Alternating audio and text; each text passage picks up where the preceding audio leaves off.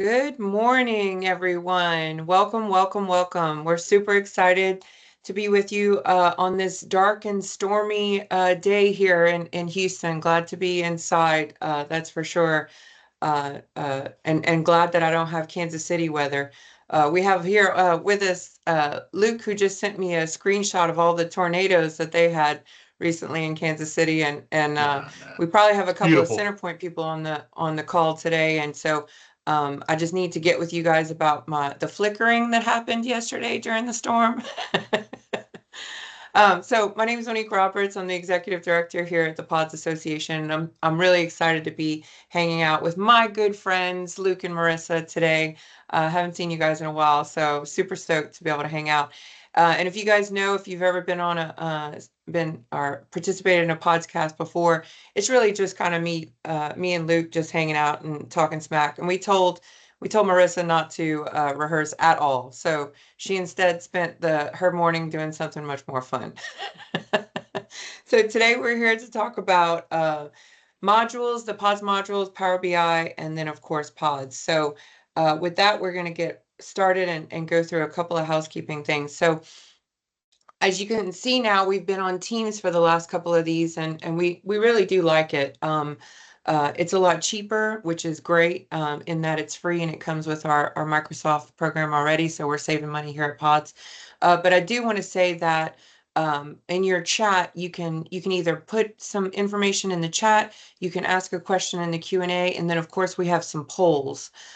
So we want to make sure that this is interactive and we get your polling answers there, as well as any other questions you may have, and we'll get those to our beautiful panelists when we can. So we do these podcasts a few times a year. We are going to do an introduction of everybody. We're going to cover Power BI, giving insights into your PODS data model and the modules and working groups. Marissa is going to do a demo of the new SCADA module, and then Luke's going to wrap us up with talking about some TVC scorecarding using Power BI.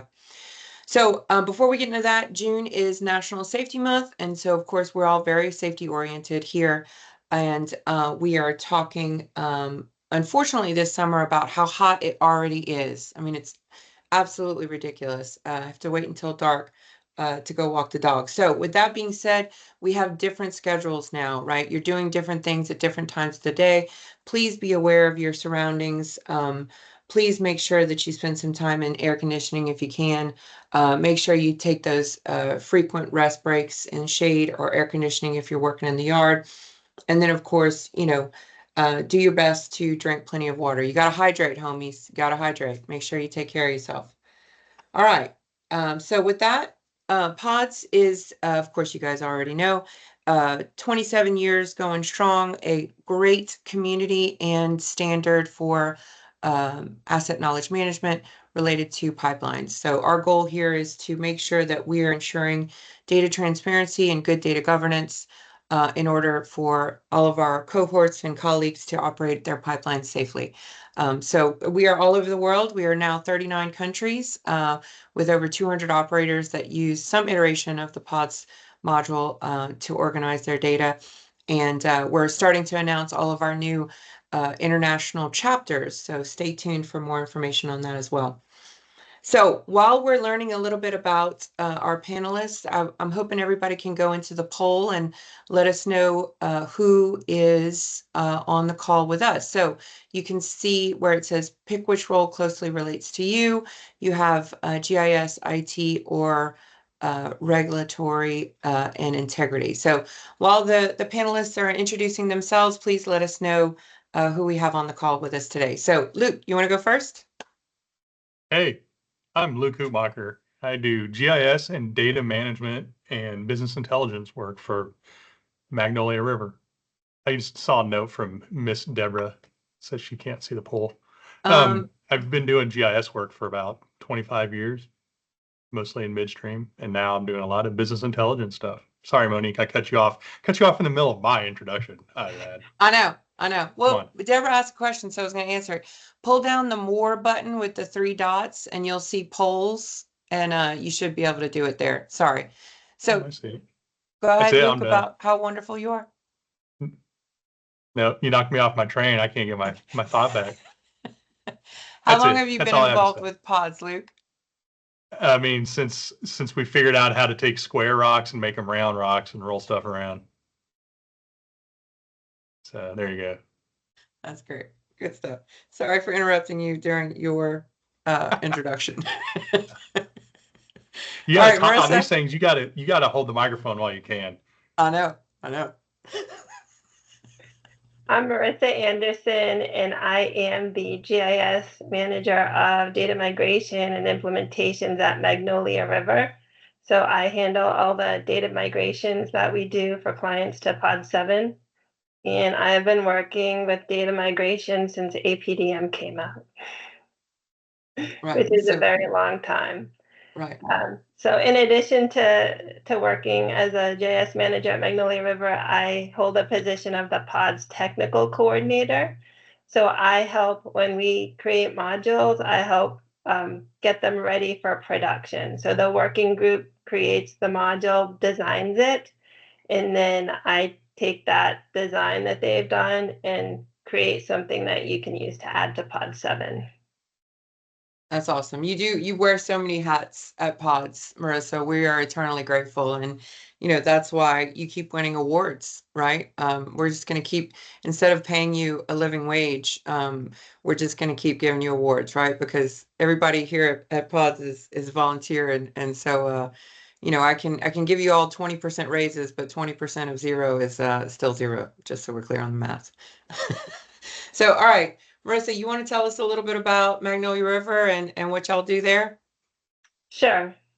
So we are pretty much across the state. Besides midstream GIS, we do inspections, we do engineering, we have some software. I highlighted on that map that Monique showed our midstream GIS. So we're primarily Houston and Kansas City with some help from Alabama area. But you can see we're all over the world, we're all over the US, and we do a lot of surveying and engineering as well as GIS. And so here's some of our GIS.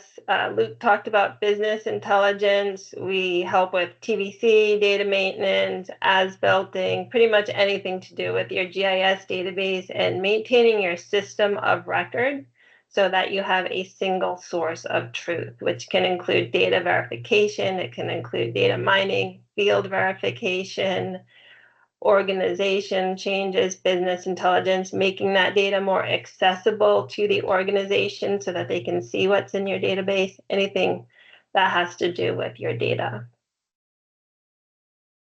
Great.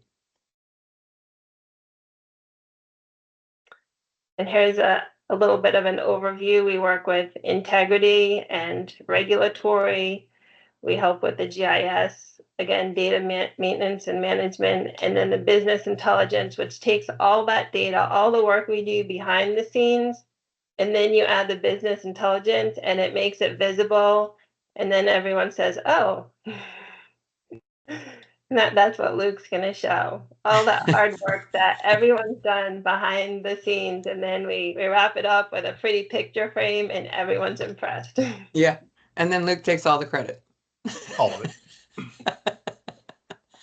Cool. Well, I really appreciate Magnolia River. You guys have been a gold sponsor with us for quite a while, and you guys do a lot to support the community. And so thank you very much for all of your time and effort and the money as well. That doesn't hurt. So, all right. So real quick on the PODS data model benefits, we just, we have an open Esri compatible platform. We actually just recently decided to offer 2 core models, geodatabases for the PODS 7, which is one is APR and one is utility network.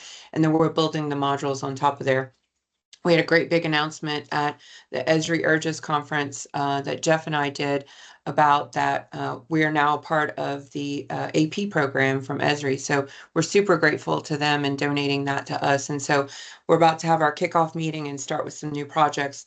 One of which is top of mind, is to start developing our modules for UPDM as well. So you don't have to be on the PODS core to be able to be able to utilize all of the incredible subject matter expertise and good work that everyone's done in this industry to ensure that that pipeline safety again, right? And so now you get industry specific, pipeline specific attributes that you can hold in your system, and you don't have to move from one model to another. So it standardizes and modernizes your data management, allows for business risks and compliance, also a decision-making tool. Like Marissa just said, you put your data up there and then everybody's like, oh.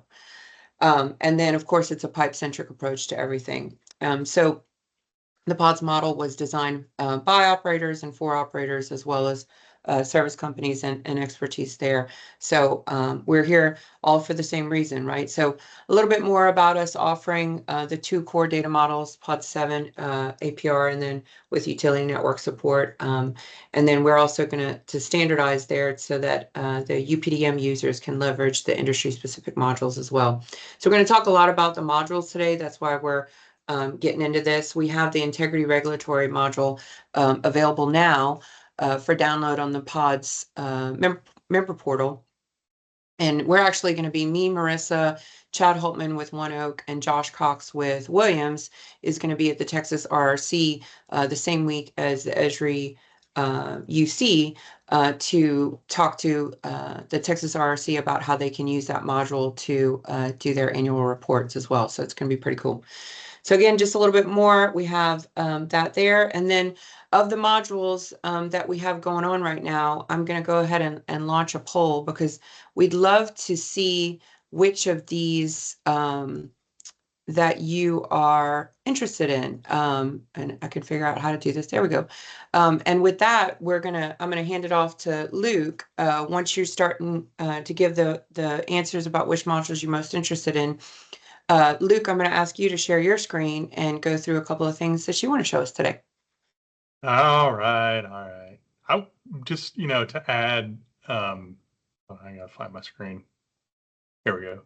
That the Esri AP stands for Advantage Program, and it's pretty powerful. A lot of the operators have some Esri Advantage stuff, which allows the organization to directly use Esri resources without begging them to do it on the weekends for free.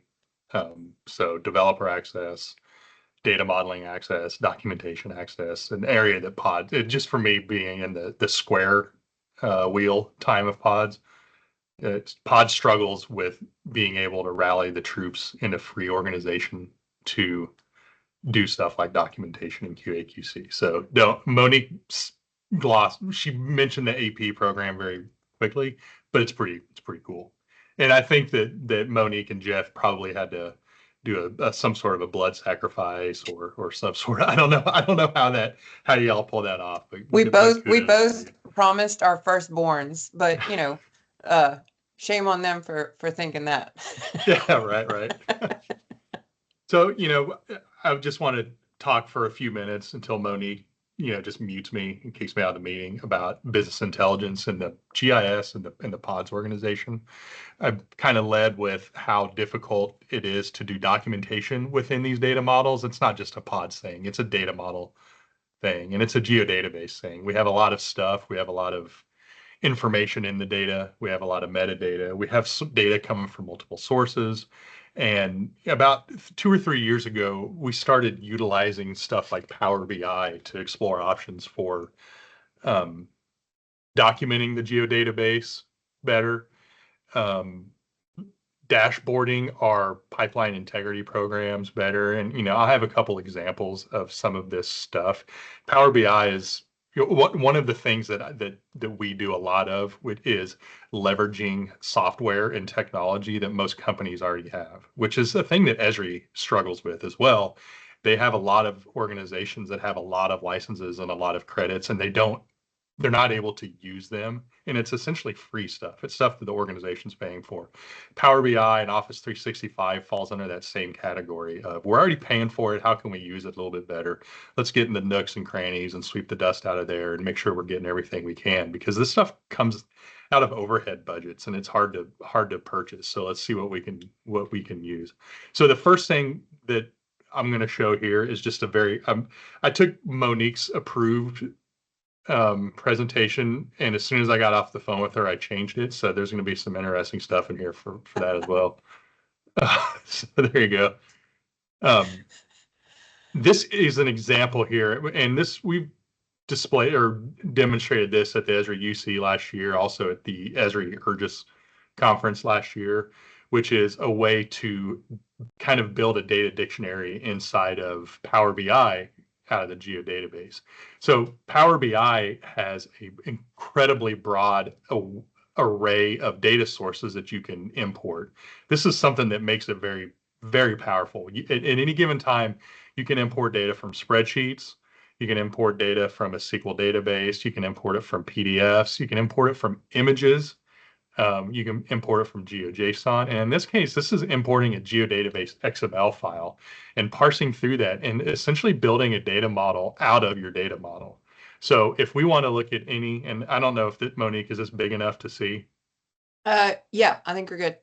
And we're, this is just an example of this is directly connected to the XML file. There was no post-processing, but we struggle with a few things. One of those is what are all the attributes and what are all the data types? So in this example, we can just click on any feature class and see all the fields and all the attributes and data types, as well as all the relationships that associate it, as well as all the domains that are associated with it. Domain management in a geodatabase can become overwhelming at times.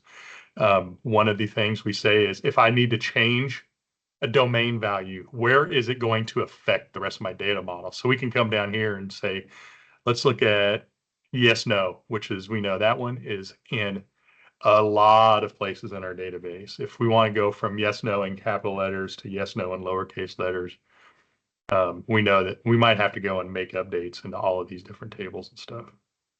So this is just an example. What are all of my relationships?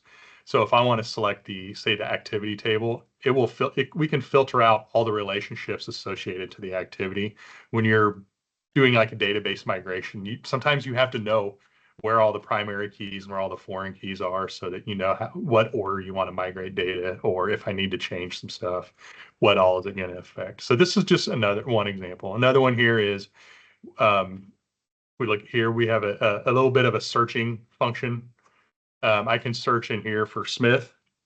The most common example of bad data management in the oil and gas industry that nobody ever fixes, which is A.O. Smith spelled 50 different ways. So we can look here and find out where all it is located. I can click on it and it'll start filtering the domain codes out and look at that stuff. So it's all coming out of there. The second thing I was going to show real quick, just keep an eye on it. This is an example of a version browser. Larger companies have a lot of chaos in their versioning in their geodatabase sometimes. I was working with a client on this who wrote a Python script that exported all their versions out to essentially a metadata table, and it just reruns every couple hours. And we refresh this in this Power BI dashboard so that they can see who's got the oldest version, who has the most version. In this case, somebody has one that's 476 days old, probably bad. In this case, someone has one that's almost 900 miles of locked out system, right? It's a station system. Yeah, Monique shaking your head. And then just kind of a browser of that. So they kind of maintain like who are our top 5 people that have the most versions, and who are the ones that have the most routes in lockdown. This is just another example. We did one more here around the utility network and the UPDM, and also the PODS utility network and APR. This model now has a lot of subtypes in it, and it also has a lot of rules in it. So we built a dashboard to kind of browse around the different subtypes. So we can look at any subtype and get an idea of where all the upstream and downstream domain associations are, so that we can see which subtypes are associated with, all the different codes associated with asset group and that sort of stuff. And then the next one here is a rules browser. What are all the assembly rules, the from rules too? So if this it's basically like a relationship, the total number of rules associated with the assembly. And this is all pulling out of the XML workspace. It's all pulling out of the same file. So we can get an idea of all the different rules. You can expand this for documentation purposes. You can expand this to pull the metadata in if somebody really wants to go and add metadata to all these rules and stuff. So This is just a quick one. There's a lot of other stuff that we can do with this more than just tabular. The Power BI is a visual learner. We're going to show a TVC dashboard in a little bit, but we've done ILI dashboards. We've done project tracking dashboards, risk, DynSeg, on the fly work out of the GIS straight into Power BI. So there's a handful of things that we can do here. So Luke, I have 3 questions. First is, how long did it take you to build this? Second is, are you publishing a shame report from those people that have the worst ones, like to the whole company so that they can be shamed into doing better? And then 3 is, why'd you build this? Okay, I'm going to try and remember. As I get older, my brain loses wrinkles, so No, it's hard for me to remember 3 things. So how long did this take? My real question is, how long did it take you to build this? Right. So, some of these, the schema review, I made this completely interoperable so that the first version of this took me, a week or 2 to kind of suss out and build the relationships and stuff. But then I went and made it interoperable so that when somebody sends me a new schema, I can refresh this in a matter of a couple hours, usually, of just changing some schema names and making sure all the relationships are working well. So, it's a lot of this stuff is low. The time becomes larger and larger as you have more customizations, when you start to do calculations. None of this is doing calculations in it. It's just pulling data. Right. And this is a free version of Power BI that you're using? It's a Microsoft Office 365 version. So whatever licensing your organization has. Yeah, I don't think it's part of the default package. It's probably $5 a month or $10 a month. Okay. But it's on the web, and it doesn't always connect straight to the database. You don't have to worry about messing your data up. Yeah.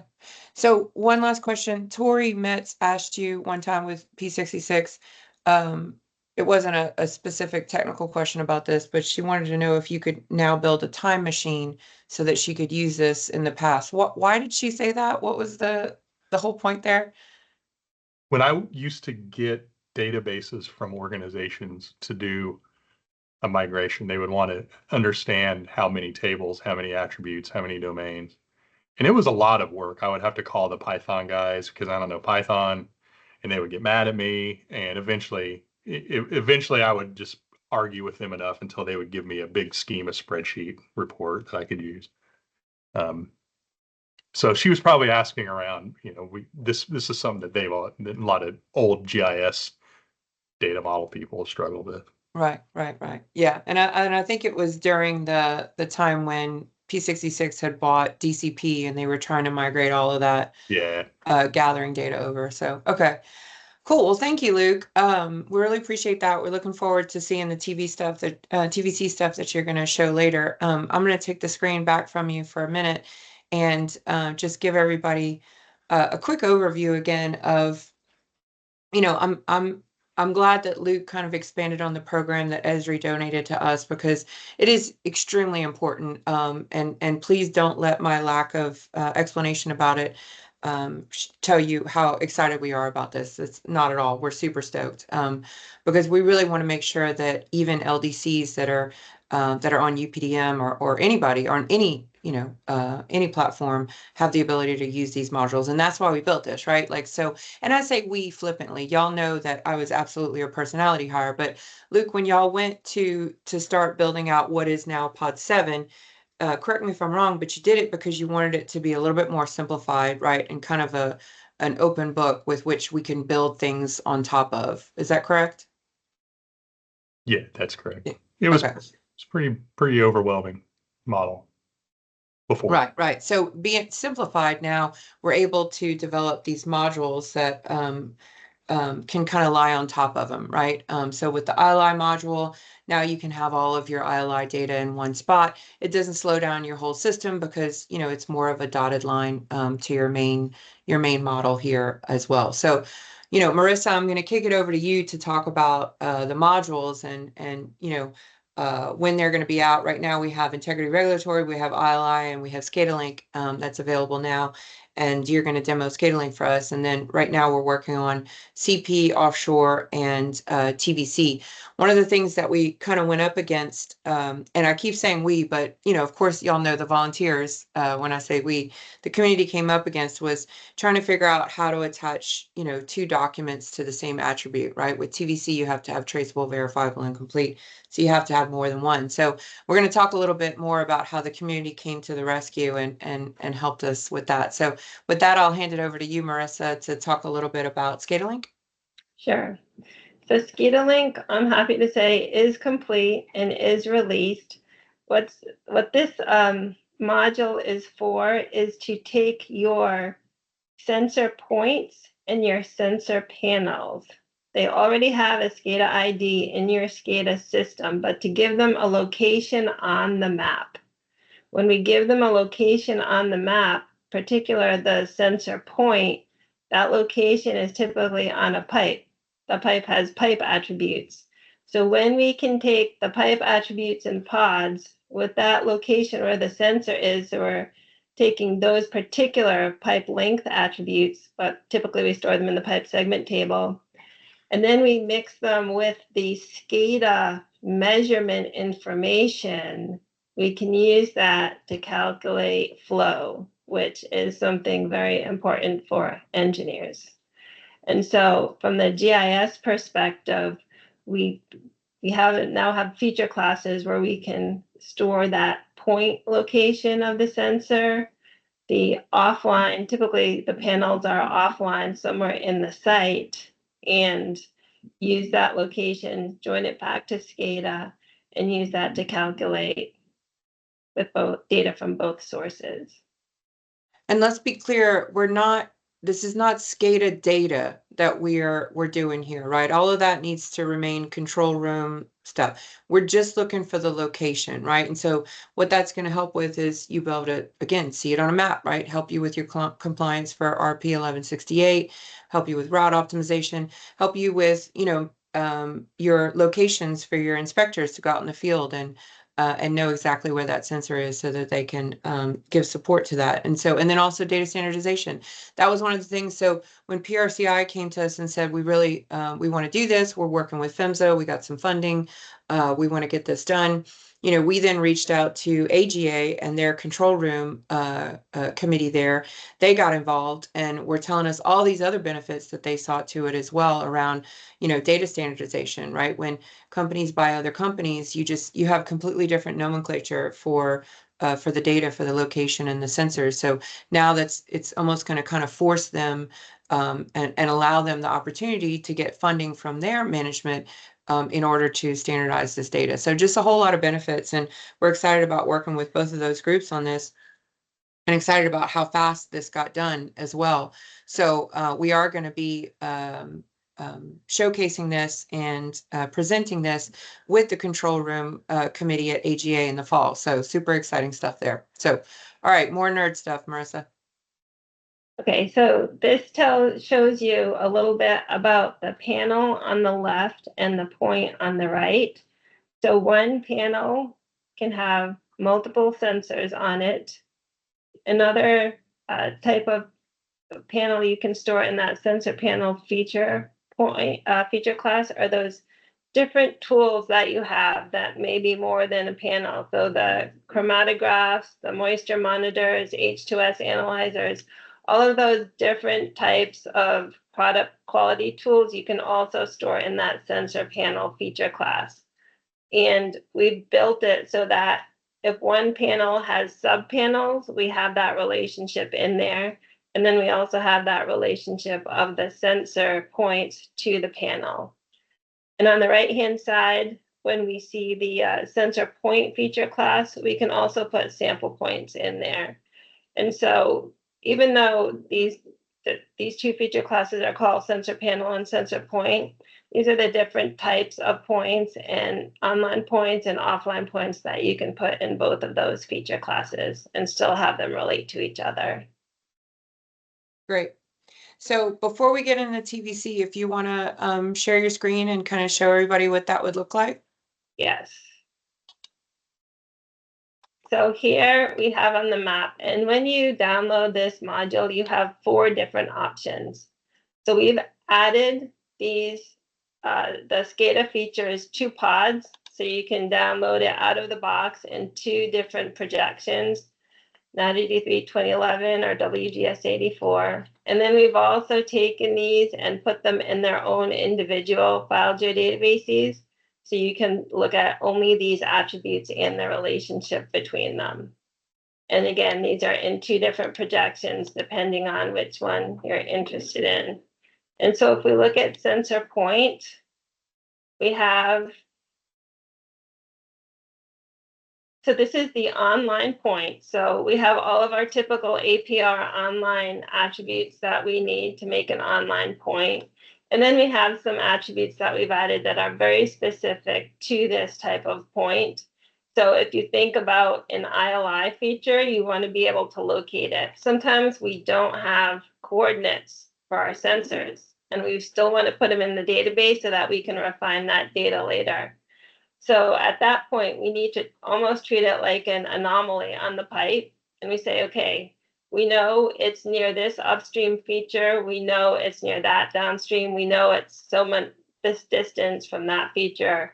And so there are different ways to put this in if you don't have the coordinates for this sensor point. Safety related point, that was a PHMSA attribute that we added, just describing the point. Again, if you want to send someone out for maintenance, they need to know where they're going. And so we have a text field to describe that. And just like Monique said, we are not recreating SCADA in here. We are only linking to SCADA. And that's where that SCADA ID comes in. So this is our sensor point feature class. And then our sensor panel, it's a little bit smaller. Again, it's an offline point, so you can relate it to your sites. We talk about the different power sources, the description, the location. Since it's an offline point, it's only going to have location. How it communicates back to the control center, type of panel. We looked at those different types. And an identifier number, how the field identifies that number. And so besides these 2 feature classes in the module, we also have that relationship between them. And you see this parent panel ID. In case one panel has some subpanels, we can relate it this way. And that's great, Marissa. So, I know we talked to a lot of people about this, and I'm grateful to our community. We had Russell Treat with the Pipeliners podcast, whose background is measurement. Him and he started in measurement when Jesus was making cabinets. And then we had Byron Coy as well, who's just recently retired from PHMSA, who's, the control room and measurement guru as well. Looked at this as well. So we're real grateful here at the PODS community that we have so many leaders in each specific portion of the industry to help us out in what's important, right? And what do we need to have in here? And then what's not important to have in here, right? Yeah, we had several workshops where we would show the, just draw it out like a whiteboard virtually. And we started out with quite a large module. And then we really had to work hard to pare it down into something usable so it would not be bulky, just like Luke mentioned, and keep that spirit of POD 7. I'm going to show one more thing. When you do download this module, there is a complete document on this. It talks about how to use it as well as a data dictionary. And so we have an overview of the benefits, purpose. We have some of those diagrams we showed in the slide, how they relate to each other, the attributes, as well as a complete data dictionary. We talk a little bit about how to implement this feature class in APR or UNet, and we have some good descriptions. So we're going to say more than power source type is the type of power source. We're going to try to give you some information about it too. So. Yeah, great stuff. Great job, Marissa. And thanks again to PRCI for reaching out to us to get this built. This was definitely a really cool thing and a fun experience as well. So with that, I'm going to ask you to delve a little bit into the TVC module and where we're at with that, and then we can hand it off to Luke, who can show us how to get all of the data into these systems in a, for lack of a better word, with his easy button. Yes, so we have worked on the TVC module. We worked with the different ECFR codes to add the attributes. There are certain attributes and pods that we were missing to make sure we're capturing the MAOP at fields for the different pipe assets, which would be pipe segment and then the pieces that a product flows through. So valve, reducer, T, etc. So we've captured all those attributes that we needed, and then we started looking at our document relationships and how can we confirm. We can have a primary document that goes to an attribute, but how can we attach our confirming document? And so we were looking at it and modeling it and trying all different ways. And then Monique put out that call to the PODS committee. And we've had a lot of great responses from PODS members. And we're currently working with one of our members. And the way they've implemented that, their TVC and their PODS module was completely 90 degrees from what we had been looking at it in the working group. And so that was really nice insight. And we're working with them, and I believe they're going to donate their schema so we can adapt it to our module. And they've given us the go ahead to we can mention who they are because they're very proud. So it's Boardwalk Pipeline. Yes. They're extremely proud of the idea of them being able to donate something that is going to live in the PODS model, from here on out. And it's great members like Boardwalk that really put us ahead of the game, right? Like BP donated the stuff for offshore, and Boardwalk's going to donate stuff for TVC. And so it's really cool to see how excited and how proud these operators are to be able to be a part of this, and to share their experience, and then also the hurdles that they've gotten to get across, and being able to offer that back to the community. We are who we are because of all of us, right? When something happens to one of us, it happens to all of us. And so it's really great that we can all rise up together and learn and help one another out. So big shout out to Boardwalk. Woo woo. Absolutely. So anything else you want to cover on TVC, or are we going to hand it over to Luke to show us some cool stuff? I think we can hand it over to Luke and just stay tuned for when we do release that TVC module, because I think everybody's going to be really happy with it. Yeah, I agree. And there's others too that are offering to help us out too, like Geomagic has offered, and it's really cool to see everybody come together and help out with that. So yeah, more to come on that. Hopefully that'll get fast tracked now that we can effectively copy off of off of what they learned. So all right, so with that, I'm going to hand it back to Luke to talk us through some TVC scorecarding. All right, I'm back. Can you see? Yeah. All right. So, TVC is somewhat complicated. The number of hours organizations use in researching data and looking through source records and stuff is pretty great. And on the back end of that, reporting and finding out where you are at any given time is also difficult. In this situation, we're working with a client over the course of a couple of years, helping them capture data for TVC purposes in a spreadsheet, because having bulk data entry into a PODS geodatabase or enterprise system for pipeline integrity engineers is just not. It's tough, right? It's just not a default sort of a thing. And then the management and the executive teams were always wondering what the status was or how are we doing, and that is also hard to tell because we got pipelines and the pipelines have links and the amount of data is captured, and it's done because we ran out of documents before we satisfied all the TVC criteria. So we thought about taking a different approach at this and allowing each person to see the status in whatever way they kind of define it, right? How many lines have we finished versus how are the records and how are the documents underlying these. So this kind of started as a scorecarding example that turned into kind of a production project where a pipeline consists of a lot of components. It consists of the pipe, but it also consists of fittings. And these fittings are rated, they're non-rated. You've got T's, taps, and valves. You have a lot of stuff that go into that, and each of those have different requirements for TVC completeness.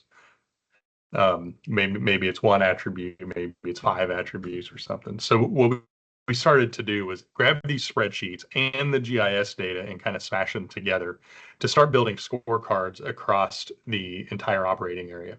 So the math behind this is generally using the PowerBI DAX language.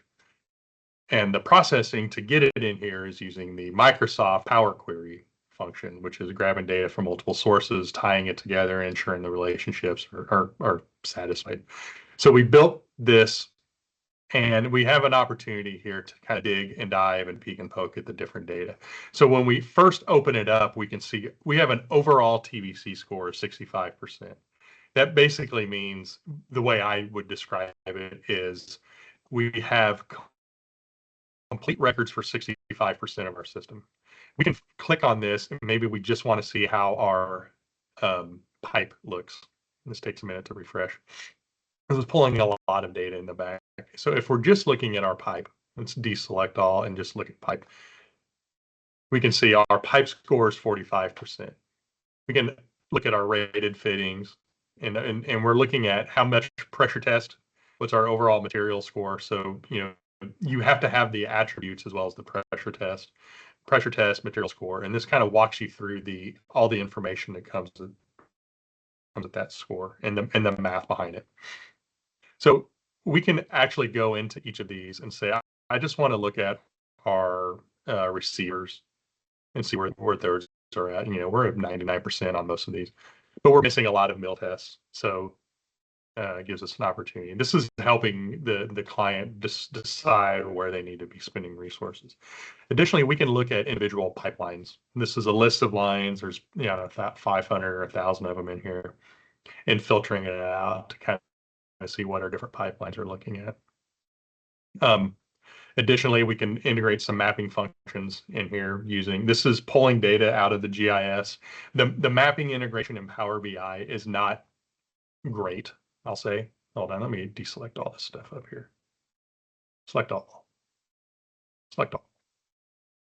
The mapping function in Power BI is not great, but you can integrate this with Portal and start to connect that stuff. We were just working in kind of a disconnected environment, so we just have a series of lines and points representing the pipe. And now we have some additional attributes around unknown record counts, which is kind of where you end up with a lot of your gaps, which is we were able to find everything but a certain number of attributes, and how do we know where the attributes are unknown at? So this gives us a little bit of insight into those by different types. You can see the red here is mill tests. We just don't have a lot of mill tests in this example. Unknown attributes by year. So this is total unknown data, total unknown verified data, which means we looked for it and we couldn't find it. There's some additional drilling down. This is all pulling the same data, but it's kind of skinning it in different ways. And we're able to actually get into this pipeline data and look at record by record the score of that based off of 75% record score. We highlight all the stuff that's yes, all the stuff that's required, and we can see where the 25% is coming from. So clicking again on a individual pipeline, this pipeline is a total of 83%. We start to see again, we have some mill test issues. So it's a pretty robust data set, and the data is in there, and the data is, whether it's being pulled from PODS or a spreadsheet or even a PDF, it doesn't really matter. You have to take the time to strip it out and understand where the data is and understand the needs of that data. And this is kind of what we were able to do. You can see we've captured over 10,000 records just in this dashboard alone. So that's just kind of a quick 10-minute overview of an example of what we can do with reviewing our TVC data. And a lot of times the map, even though we're in a GIS world, the map is not the primary function. You want to know these routes are meaningful to somebody. And when they see this individual route has got problems, that's when they call the station, the manager of the station, or they call the field crews to say, we need to go out and start putting boots on the ground, which is where it gets even more expensive. So we're trying to help them spend their resources. Resources are schedule, their budget, they're the number of people that you have and their availability. And we're helping them spend those resources wisely to get the most out of deployment of that stuff. So there you go. That's a quick TVC dashboard. Yeah, that's right. So where do you go from here? Like, how do you, like you mentioned, you can connect this to portal. You can, oh, you got a thumbs up. Aw, good job, Luke. I appreciate that. Yeah. So where do you go from here once you have all of your data organized and you know where your gaps are, I guess? You know, building these dashboards is fine. It shows a story. It shows what you want. The real thing that needs to happen is an actual workflow. Something needs to be triggered to say we need to send somebody out. That stuff actually has to get reviewed, fixed, and entered back into whatever the data source is, whether that's PODS or a spreadsheet or SAP or Maximo. But then this thing gets refreshed and we see those scores coming down. So we're showing improvement over time, which is a goal for everybody. We need to have our risk go down over time. We need to have our TVC completeness go up over time. That's next year needs to be better than this year, and this is how we do it. So this is kind of only telling part of the story. And what I would do next is let's deploy this into an actual workflow for an organization. Every organization probably has a little bit of a different workflow. Right. So this next question is for both of y'all. So say an operator wanted to start using the TVC module once it's out, or integrity regulatory module, whatever. I appreciate that you guys never really sell anything, and I appreciate that from all of our service company members. It's never a hard sell, right? It's really good that you guys can just show what you can do, and then people can jump on it if they want to. But kind of walk me through, if you don't mind, like. And Marissa, maybe you start, or I'm not sure if Luke starts as well, but once the TVC is ready to go, can they call you guys, and what would that look like? How would you support them getting that up and running and attached to their database? Go ahead, Marissa. Yeah, I think the first thing we do would be to look at what the operator already has, because we don't want to duplicate anything. And we want to look at existing workflows and see how can these modules tie into the workflows. Yes, you can just add a couple of feature classes into your PODS database, but how is it going to be used? Who is going to use it? Who is going to verify that the data is right? How exposed does it have to be to people outside the GIS department? We want to look at it holistically first, and then figure out the best way that an operator could use it. All right, and then what you do? I mean, you go make sure that whatever operator you're working with is definitely a PODS member and has definitely paid their dues. And then they go on to the member portal and they download the TVC module. And then what happens? We can add the TVC module into the database. Sometimes, so the domains, for instance, for the regulatory module, some of those domains are new, some of those are existing, some of those are existing and enhanced. And so we're looking at different ways. Right now, we have some XML downloads that take care of that. We're also, again, for the regulatory in particular, we just had a workshop at the Spring Forum where we're making some updates. So we're going to release the 2025 updated regulatory module. And we don't want to duplicate anything that's in PODS.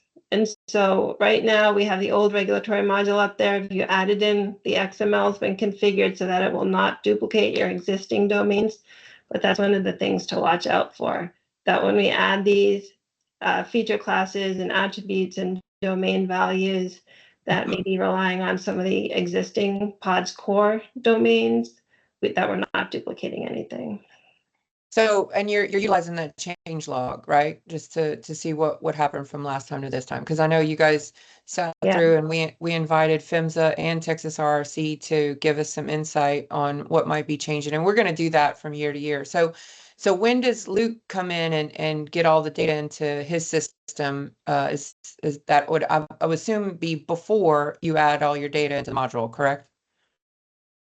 To show it in the Power BI. So the Power BI needs to read a data source. So if it's going to be PODS, then we need to have PODS configured first. Gotcha. And then hook up the Power BI to it. And then what kind of lift is that? Like what's it really? I know it's a horrible question because people ask me that all. Rena, you remember back when I was a salesperson, right? And people would ask me all the time, how much is that going to cost? How long is it going to take? What's happening? Which backlog? What's up? And to every single one of them, I would say, yes, PODS World Headquarters, Jay. My house in Pearland. Yeah, so they'd always, and then my answer would always be, I would give them a number and then Luke would get mad at me. No, I'm joking. I would say, look, it depends, right? We need to see what your system is. Everybody's system's different. I mean, I think there's only probably maybe companies use at most 80% of the PODS module, right? And the rest of it is extended or it's, modified or what have you. So, but I guess the point I'm trying to make is this has got to be considerably less of a lift than it would be to move your entire core data model, right? Yes. Right. So you're talking weeks instead of years, right? Yes. Okay. How much does that cost, Marissa? I'm just kidding. No. We're recording, and this is going to be public. Right, we are recording. So, no, I mean, from the Power BI standpoint, the whole reason we use it is the lift to connect to it is next to nothing. It's an IT function, right? You need to log in, and you need to be able to access to that data set, whether that be a SQL login or enterprise connections or geodatabase location or spreadsheet, SharePoint location, right? So the lift on that side is next to nothing. And then the following part on the dashboarding side is we need to spend some time and figure out where your data is, what the data is, how do you describe your success and failure scenarios, and how do you do the math? Because one thing I know about pipeline companies, y'all do everything different. I don't know how many companies say they have a standard class calculation that's not standard class calculation or risk or TC or what they consider complete. So yeah, there's some nuances in there, but the data is the data, right? Show me your routes, show me the data, and tell me how I can determine if it's good, if it's bad, or if I can do some math or do a percentage on it or whatever, and we just start hacking it out from there. The longest part of any of this is getting the data, and that's the people looking at the documents, the source documents, and entering it into the GIS every time. That's one thing I can say. It's always harder. Right. So, but we also do that. Look, I don't like selling. I hate it. The Magnolia does that. We have a group of people that it's kind of a little SWAT team of nerds that we fly in with, Excel files on their computer, PDF, Adobe, and they fix all that stuff for you. Yeah, I know you guys do a lot of great work. Everybody does, right? Everybody in the industry really respects you guys and y'all do awesome stuff. So, anything else you want to wrap up with, guys? I'm going to take the screen back from you, Luke. Grab it. Okay. All right, we're going to do one more poll at the end here now that we've seen how easy Luke's shown us how easy it is to use Power BI. And I think the takeaway here from both Marissa and Luke is that use what you have, right? Like, let's not reinvent, right? Don't go duplicating anything on the integrity regulatory. Luke's, shown us that you probably already have Power BI with your Microsoft Office set up, right? So let's utilize and use what we have. Like Luke said, you can attach what he's doing to Portal within your Esri licenses, right? You already paid for those, right? So let's utilize that as well. So we'd love to see what you guys are thinking around there. So you can see all of the results of the polls there.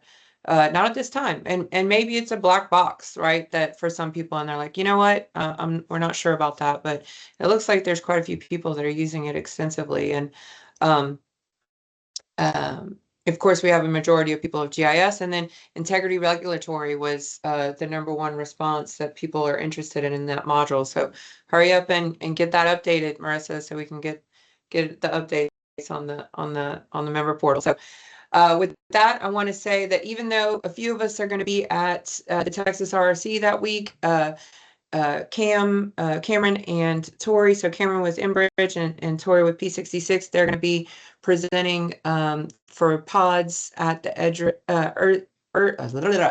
UC in San Diego. They get to go to San Diego. We get to go to Austin. So I'm not sure who's winning there. Definitely tacos in both places. They're very good. So yeah, we're growing so much as a community. We have to be in 2 places at once. We can't clone me yet, right? So you're going to see a lot of people out there doing presentations instead of me. I need to get a few less miles, and I want my dog to stop barking at me whenever I get home. So we are going to do an operator-only event online July 30th. We're not going to record that one. It's going to be just so that operators can get together all over the world and talk about stuff. And then we're going to be going to Chicago. Me and Jeff Allen are going to be up there for the GTI conference. Petro IT is going to be up there too. And then we have a PODScast with Geonamics. So we're talking about leveraging PODS to support your advanced risk assessment. So, and we have all the Esri pipeline seminars coming up, and then we have the fall forum. It's going to be at the Topgolf again on October the 21st. We're going to do a joint social with Esri that evening at Topgolf. It was wildly successful last time, so backed by popular demand, we're going to do that. And then we're going to London for the Urgis EU. There's going to be quite a few people there presenting. And then I'm off to Kuala Lumpur to hopefully kick off our one of our 4 new chapters for PODS Asia Oceania. It's going to be great. And then PPIM is early next year, so start marking your calendars and get those submittals in too. So we're looking for topics for the fall forum. If you guys want to submit those, that'd be super great. There we're gonna have a good time. So with that, I just want to say thank you again to Marissa and Luke, and we really appreciate the time that you guys spent today hanging out with us. I told you it was going to be painless. It was a lot of fun, right? It was so much fun. This shirt doesn't fit. I haven't buttoned up for a long time, man. Oh, you look good. You've lost weight though, Luke. You look good. Yeah. Oh, Anthony Herman has a question. All right. Oh boy. Is it about Luke's outfit? Hold on, Anthony. Let's see. Can you unmute Anthony? I can't find him. There you go. All right, Anthony. Oh, never mind. No, he won't let me unmute. Oh, maybe so. Anthony, you have a question? No, it's just a compliment about Luke's shirt. Okay, I'm glad I unmuted you then.